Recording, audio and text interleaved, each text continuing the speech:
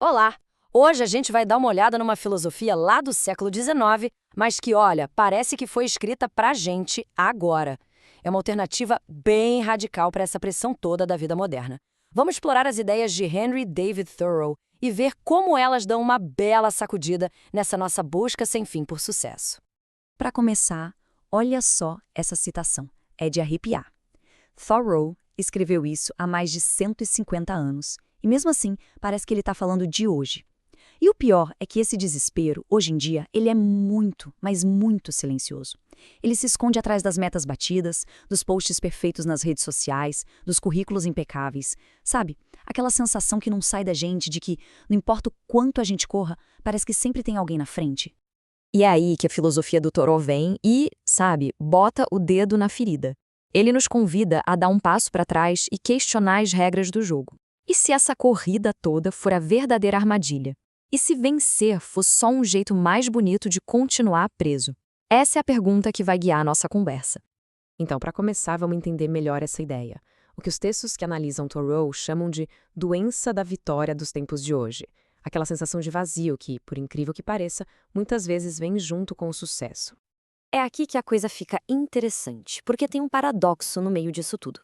As fontes sugerem que o sucesso, muitas vezes, é tipo um pacto silencioso com o mediano, onde se troca a liberdade por um lugar ao sol na sociedade. A gente vê pessoas que, olha, zeraram o jogo da vida, mas que se perderam de si mesmas no processo. E aí vem a ansiedade, aquela sensação de ser uma fraude, mesmo com a estante cheia de troféus. Elas venceram sim, mas a que preço? É que essa corrida pelo sucesso ela tem um preço, né? E não é barato. A gente troca o nosso tempo, a nossa autenticidade e, o mais importante, a nossa paz de espírito. Por status, por coisas, por aprovação dos outros. Como Thoreau diria, as pessoas acabam construindo casas tão grandes que se esquecem de morar dentro delas. Ok, e isso tudo nos leva direto para o diagnóstico que o Thoreau fez do problema. Uma vida que se quebra em 1000 pedaços por causa de distrações sem fim e sem sentido. Olha, o ponto central do argumento dele é esse aqui. Thoreau diz que a gente não foi feito para viver esmagado pelo peso de 1 milhão de detalhes inúteis. A gente acaba vivendo de um jeito pequeno, sabe? Como formigas, sempre naquela correria, ocupados com um monte de coisa que, se a gente parar para pensar, não contribui em nada para uma vida com mais significado. E o mais maluco é que ele escreveu isso há séculos, mas parece que está falando do nosso feed de notícias de hoje, né? Pega em cheio na gente. Ele dizia que o ser humano se torna escravo das ferramentas que deveria controlar. Hoje, essa ferramenta é o celular que não sai do nosso bolso, uma verdadeira usina de ansiedade. A gente vive com 30 abas abertas no navegador, lendo o resumo do livro, achando que pressa é sinal de inteligência, mas na verdade a gente só está se quebrando em pedacinhos. Então, de um lado, a gente tem os valores que a sociedade empurra e do outro, o que o Thoreau propunha. O contraste é gritante. A sociedade nos joga para essas bases que Thoreau chamaria de ilusórias. Já ele propunha uma vida construída em cima de simplicidade, independência e, acima de tudo, de estar presente de verdade no agora. Beleza, a gente já entendeu o diagnóstico. Mas e o remédio? Agora a gente vai ver qual era a receita do Thoreau para essa doença toda, que se baseia num ato que hoje é quase revolucionário: simplificar a vida. Era um mantra dele. E aqui é super importante entender uma coisa. Simplicidade para Thoreau não é defender pobreza, de jeito nenhum. É uma crítica ferrenha ao desperdício da nossa energia de vida com coisas que não alimentam a alma. A ideia é eliminar o que é supérfluo para abrir espaço por que realmente importa. Então, como é que se faz isso na prática? A gente pode tirar alguns passos bem claros da filosofia dele. Viver deliberadamente, como ele falava, significa tomar as rédeas, tomar ações conscientes e não ser levado pelo algoritmo ou pela agenda dos outros. É sobre parar no meio do dia e se perguntar: peraí, por que eu estou fazendo isso? É reconquistar a própria vida, uma escolha de cada vez. E essa frase dele, nossa, ela resume tudo de uma forma genial. Cada compra que a gente faz, cada carreira que a gente escolhe, cada sim que a gente diz, é uma troca, não de dinheiro, mas da nossa moeda mais valiosa e que não volta mais, nosso tempo de vida.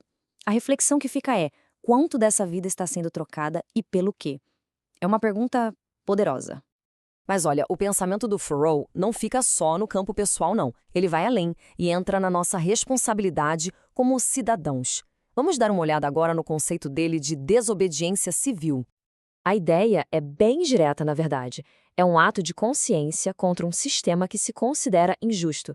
Pro Thoreau, a consciência de cada um vem antes da lei de Estado. Simples assim. E para ele, isso não era só papo, não era só teoria. Ele botou a pele em jogo. Ele foi para a cadeia, mesmo que por uma noite só, porque se recusou a ser cúmplice com o dinheiro dos impostos dele de um sistema que ele achava imoral. Ele não queria só ganhar o jogo, ele queria sair do tabuleiro. Essa frase aqui é uau, é a pura essência do pensamento político dele. Ser livre para Thoreau não era só estar fora da cadeia, era manter a integridade moral, mesmo que isso significasse bater de frente com o Estado. Na visão dele, a prisão era um lugar mais honesto do que uma liberdade comprada com a própria consciência. Tá, mas e aí? O que aconteceu com esse cara, esse fracassado que largou tudo para ir para o meio do mato e ainda foi parar na cadeia? Nessa última parte, a gente vai ver como o ato de perder, segundo as regras da sociedade, acabou criando um legado incrivelmente poderoso. O efeito dominó que esse ato de consciência dele causou é simplesmente inacreditável. A ideia de Thoreau viajou o mundo e inspirou algumas das maiores figuras e movimentos por justiça do século XX. De Gandhi a Martin Luther King Jr., aquele fracasso de Thoreau virou uma semente de mudança global. Essa é outra ideia dele que é muito poderosa. Ele acreditava que qualquer pessoa que age com mais justiça que os vizinhos já forma, sozinha, uma maioria de um. Isso mostra a força imensa da integridade de uma única pessoa. Não precisa esperar a multidão mudar de ideia. A mudança começa com uma pessoa agindo de acordo com a própria consciência. E para a gente fechar essa parte, nada melhor do que uma citação de um dos discípulos mais famosos de Thoreau. King entendeu perfeitamente que a desobediência de Thoreau não era sobre ser rebelde por si, mas sobre construir um mundo mais justo usando uma força moral que não se abala. Uma força que começou com um homem que decidiu viver deliberadamente. No fim das contas, a filosofia do Thoreau não é um manual com 7 passos para o sucesso. É mais um convite. Um convite para a gente parar e pensar. Um chamado para questionar as regras do jogo antes de entrar de cabeça para tentar vencer. A pergunta que fica é essa: com que, afinal, estamos tão ocupados? A resposta pode definir não só o nosso sucesso, mas a nossa própria alma.